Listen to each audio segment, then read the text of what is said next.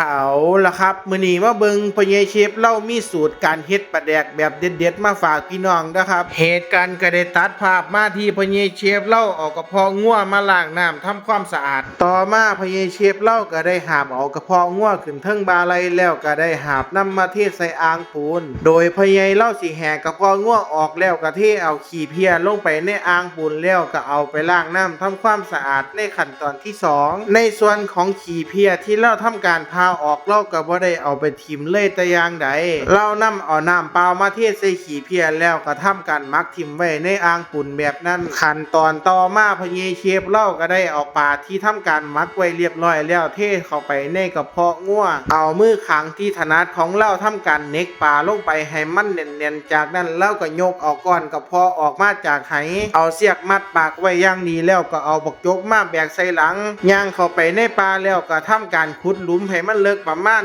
30 คูณ 30หลังจากที่ขุดหลุมเรียบร้อยแล้วแม่นบ่บาดนี้ลุงเชฟเล่าก็เอากระเพาะงัวกับปลาแดกลงไปฝังโดยสิทิมไว้แบบนี้ประมาณ2 คืนแล้วในช่วงเวลาถัดมาอีกจักหน่อยบาดนี้ลุงเชฟเล่าก็ตักเอาขี้เพี้ยงัวที่ทิมไว้ในอ่างมาทำการผสมกันกับน้ำเปล่าต่อมาเล่าก็ทำการไปเศร้าเอาฮอเกียมาทำการผสมกันกับขี้เพี้ยแล้วก็ทำการกวนจนว่ามันละลายพอผสมกันจนว่ามันละลายเรียบร้อยแล้วเราก็ทดสอบแจ้เบิ่งจักหน่อยว่ามันนัวพอดีไปแล้วอีก1 ชั่วโมงต่อมาลุงเชฟเล่าก็ได้มาขุดเอาฮอกระเพาะงัวที่เล่าได้ฝังเอาไว้วินาทีที่ลุงเชฟเล่าได้ปาดกระเพาะงัวออกมาดมกินเบิ่งปรากฏว่ากินมันเตะดังเก็บเป็นหงายท้องทวนแต่ลุงเชฟเล่าพันเว้าตรงกันข้ามเล่าว่านี่ล่ะปลาแดกนงสูตรอีเมียเล่าว่าซั่นหลังจากที่ลุงเชฟเล่าหมักปลาแดกของเล่าจนได้ที่เรียบร้อยแล้วก็ได้เวลาที่ลุงเชฟเล่าสิเอาปลาแดกยัดลงไป